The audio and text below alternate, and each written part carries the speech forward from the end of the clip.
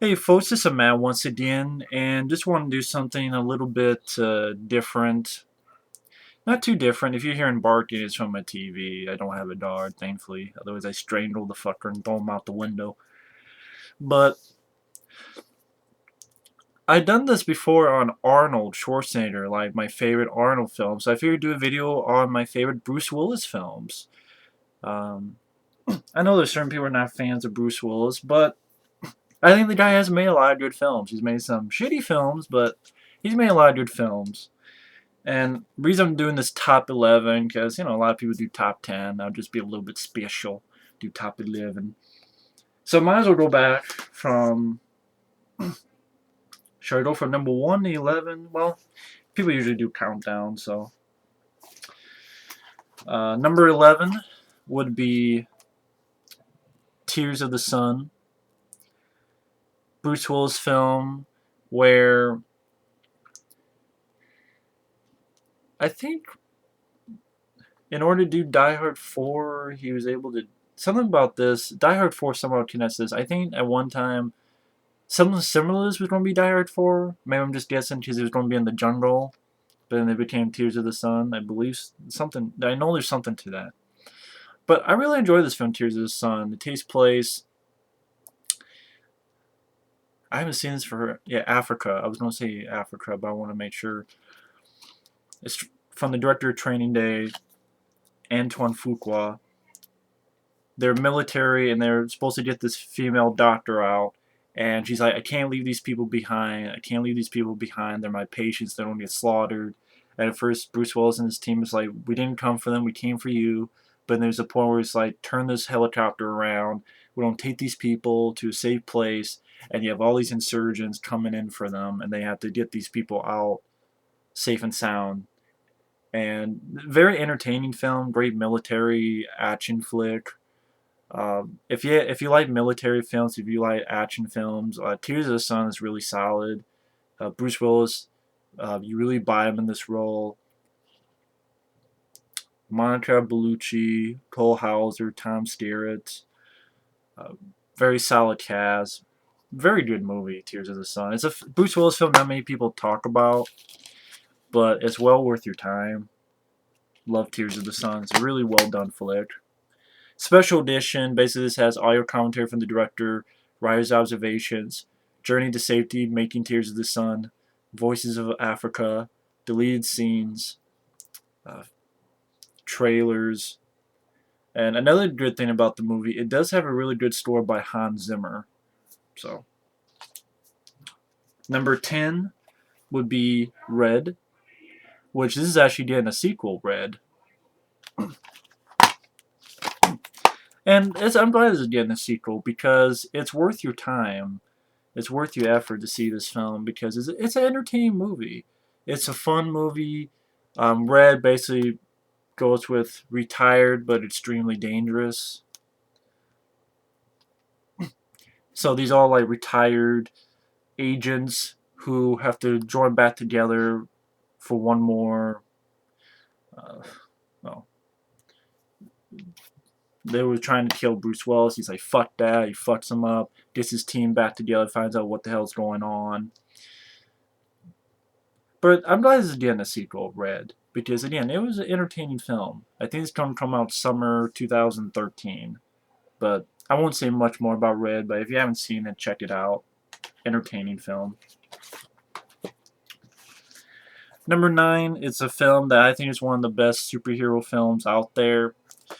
Before The Dark Knight, Batman Begins said that we're the most realistic. There was a film that came out before. Well, The Crow did, but also this film, Unbreakable. Unbreakable is a great movie. It's fantastic. In my opinion, M. Night Shyamalan's last great movie, in my opinion. Signs and it's alright, but this is M. Night Shyamalan's last great movie. I know at one time he wanted to do a trilogy with Unbreakable.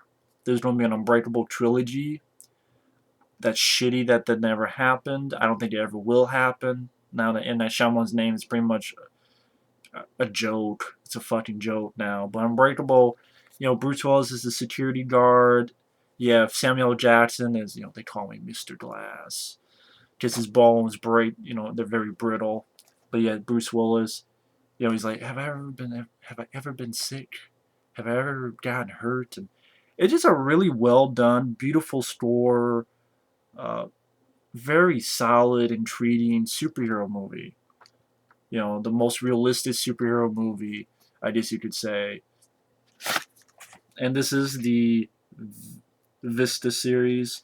I guess this film didn't do as much as the box office as The Sixth Sense, but to be honest, this is my favorite M. Night Shyamalan film.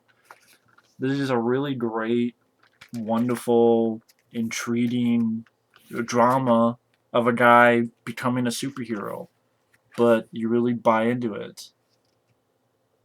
The scariest thing is not knowing your place in the world. It is a 2 disc, and mainly the second disc. Let's see if it says here what's on the second disc. You have. Want to make sure I do all the features.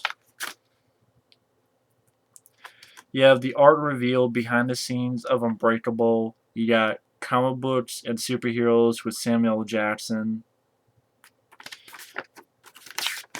You have deleted scenes. The train station sequence multi-angle feature. So not too much, but it's better than nothing. But this is, I don't understand. This should have gotten, he should have done this instead of fucking The Village and Lady in the Water and shit. But yeah, I've always enjoyed Unbreakable. Excellent film. That's why it's number 9, my favorite Bruce Willis films. Number 8, a film that doesn't get talked about a lot. It's by Walter Hill, actually, and that is Last Man Standing. No features on this except trailer, pretty much it. In a town with no justice, there is only one law, every man for himself. What this basically is what Clint Eastwood did before, and I believe A Fistful of Dollars. I can't remember if it's A Fistful of Dollars or for a few dollars more. But it was done before, and I might say back here actually.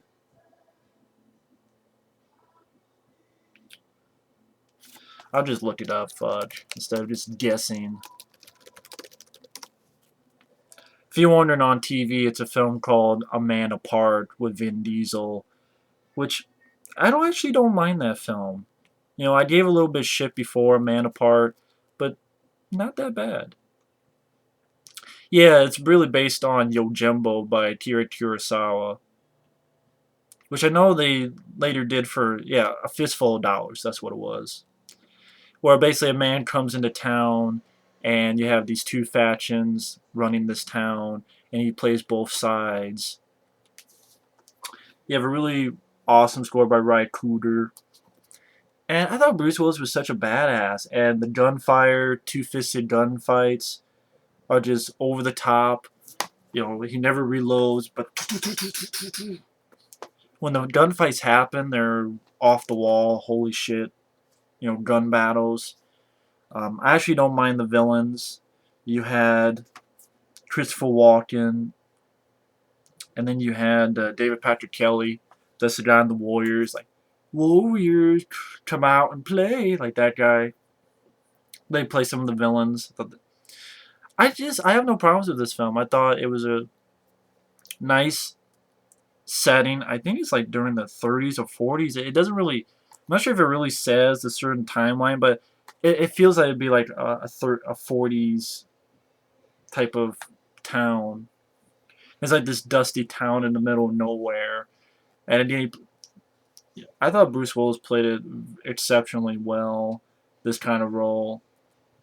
Not the wisecracking John McClane, but more of a hard-edged guy. And actually, the co-producer of this is Ralph Singleton. I believe this is the same guy who directed Stephen King's Graveyard Shift. He was a co-producer, which I like that.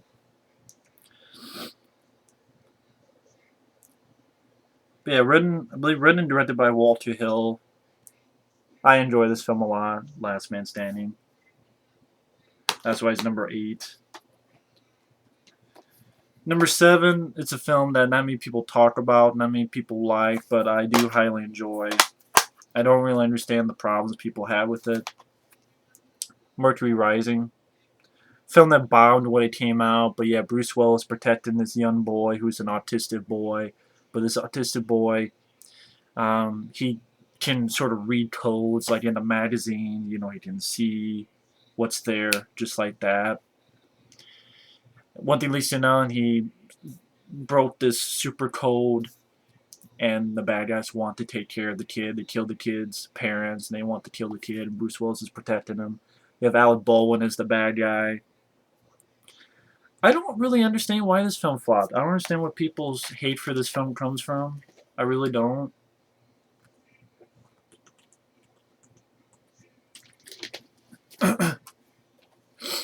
I thought Bruce Willis worked well with the little boy. I thought Alec Baldwin played a solid bad guy. You have a scene in a wine cellar um, where like Alec Baldwin was trying to give him this bullshit spiel, and Bruce Willis just fucking kicks him and shit. Like, thanks for thanks for the fucking wine or something. Like breaks all this expensive wine. Entertaining film. And what I like about these DVDs, this is when Universal gave a shit. Because these DVDs, if you see these DVDs that say collector's edition, pick them up because they have a lot of features. They did it for Daylight, Dragging Heart, Dragging the Bruce Lee story. If they say collector's edition, there are features. Some of them don't, like this says on the back, but some of them don't. But don't let that fool you. If it says collector's edition, these old Universal ones, because even if when these films are flops, like Dragon Heart, Daylight, this film, they flopped. But they gave it good features. Commentary with the director. You get like a lot of these are like an hour or so documentaries on the making of the film. Now, it was shot from back in the day, but you did a good balance on making the film and interviews. Like from Bruce Willis, G. McBride, Kim Dickens, Brian Grazer, the director Harold Becker. So you find a lot about making of the film. And a lot of times they give you these booklets too, where, they give you info on the film and then they give you photos. Again, I wish DVD companies would do this nowadays. Even if a film flopped, you still want to hear. I think it'd be interesting to hear what they felt after the film bombed. I think that'd be interesting. But why they thought it bombed, what they could have done differently, that'd be an interesting series, I think. Take a film that bombed and they go, what happened? Was it marketing? So that people can watch and maybe learn from their mistakes. Oh, wow, okay. It's interesting drama, but yeah, what do I know? Little fucking rat tail there, shit. But I love Mercury Rising a lot. Number 6. I don't go through these quickly because I've already talked about them. Number 6, Die Hard 2. Number 5, Live Free or Die Hard. Number 4, Die Hard with a Vengeance. And if you want to know my thoughts on them, I did reviews for them, so feel free. But love the Die Hard films. Although Die Hard 5 looks like it could be shitty, but we'll see. So that was number 4, Die Hard with a Vengeance. Now we get to my top 3. Number 3 would be The Last Boy Scout. I have done a review for this as well. It's on my channel. You can feel free to check it out. But The Last Boy Scout, great movie by Tony Scott. Wonderful dialogue by Shane Black. These two play off each other well. I want to hear you scream. Play some rap music.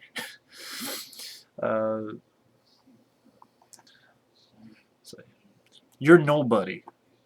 Shh, don't tell anyone. I don't drink my warm cup of piss. If you see the film, you know what I'm talking about. The guy keeps smacking him. Touch me again, I'll kill you. Smacks him again. He does like a boom right through his nose, right through his fucking brain. His nose right through his fucking brain. It's badass. You go any faster, we'll go back in time. You have Danielle Harris actually from Halloween 4 and 5 and many other films playing Bruce Willis's daughter. I know Bruce Willis had a problem with Joel Silver, the producer. I'm not sure if it was this film or another film. I'm not sure if he did another film with Joel Silver. But I know nowadays he has bad words for Joel Silver, which, considering what Joel Silver's doing the bullet to the head with Stallone, I can't really blame him for. But I thought it was a really wonderful action pad, very funny, R-rated. The dialogue is like, just watch the film. I'm not even going to attempt anymore. Just watch the film. Watch my review for the film. Now, my second favorite is one that I had the pleasure of seeing this at the movie theater. I think one day I want to see if the Blu-ray looks good.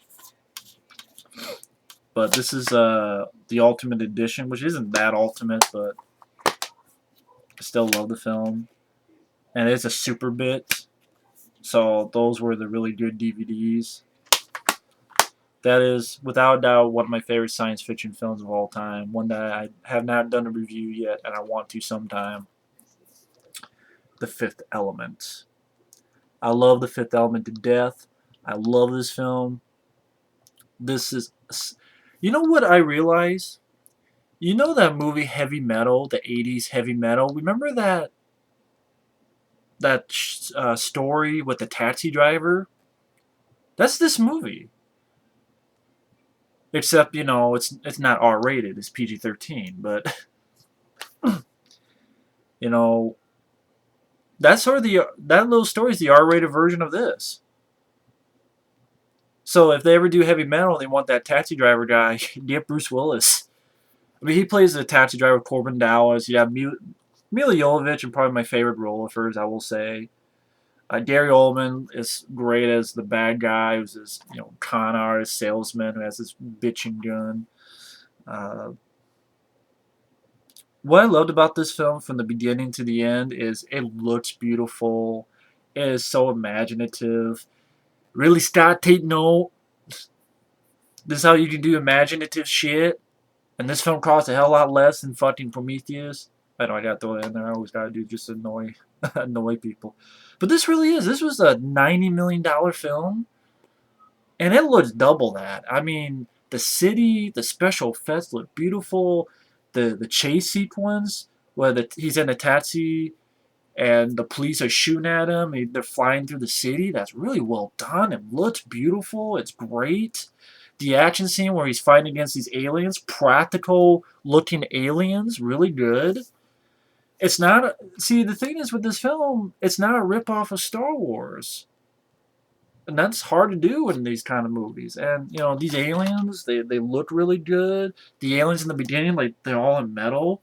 I don't mind the opening. I know my friend hates the opening because of, like, Luke Perry and stuff, but I liked it. I thought it was interesting because, it sets up the story, and I don't mind Luke Perry. I really don't. And I thought the aliens looked good. The film looked beautiful. And then you get Corbin Dallas. You got, like, when he tries to get... That guy wears that hat on. He's like, give me the money. And he's like, he takes it. And he's like, that's a really nice hat. Like, Bruce Willis is having so much fun with this role. I want to, if I could interview Bruce Willis, I'd interview him about this film. I really want to hear his thoughts on this film. Because, the special features, I mean, is mainly about how the aliens were made, the special effects, the clothes, definitely interesting clothes. How they did her up, a trivia fat track, But I really like this film a lot. It's a really beautiful looking movie.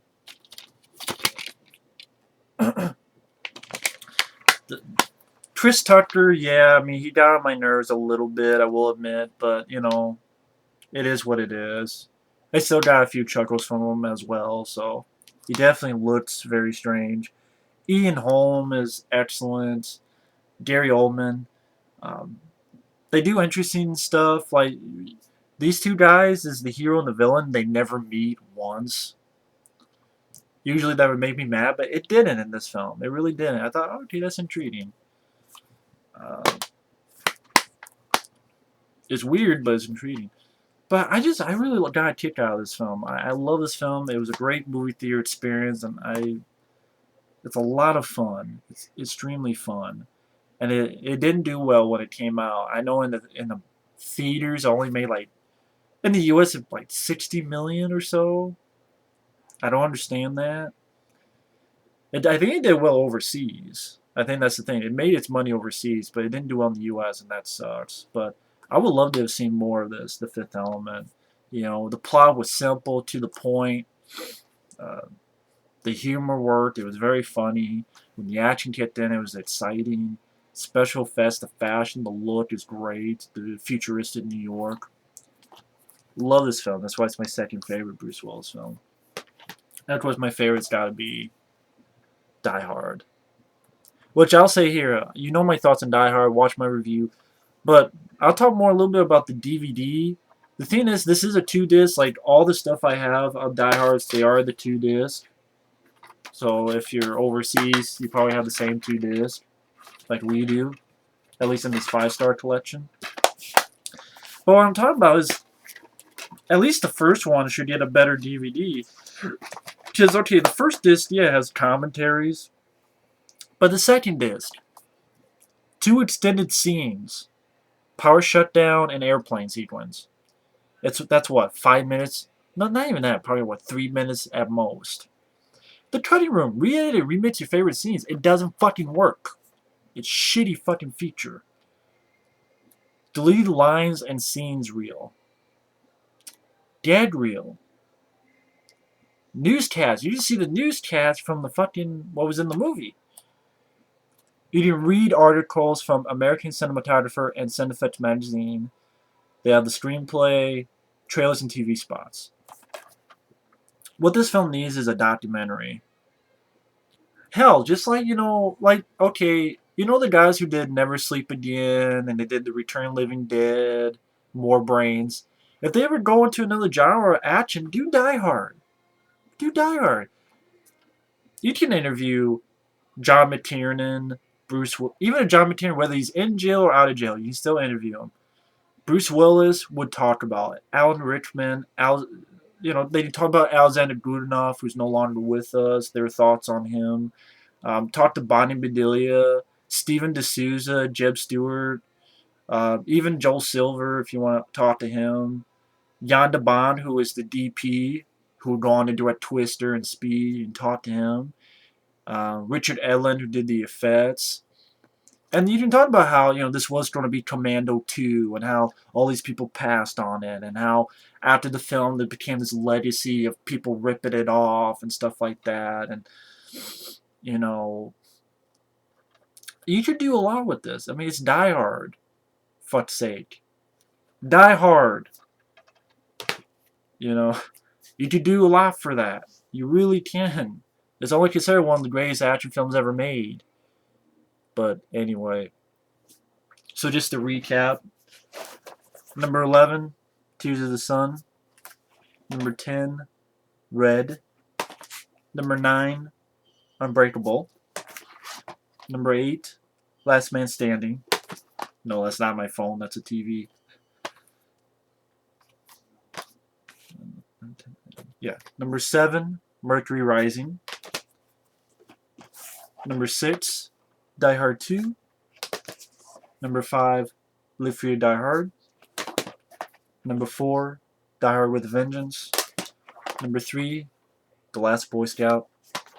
Number 2, The Fifth Element. And number 1, the original Die Hard. So either way, thanks for watching. Take care. Maybe I'll do these again for another action guy. But hope you enjoy, and we'll see you later. Ciao.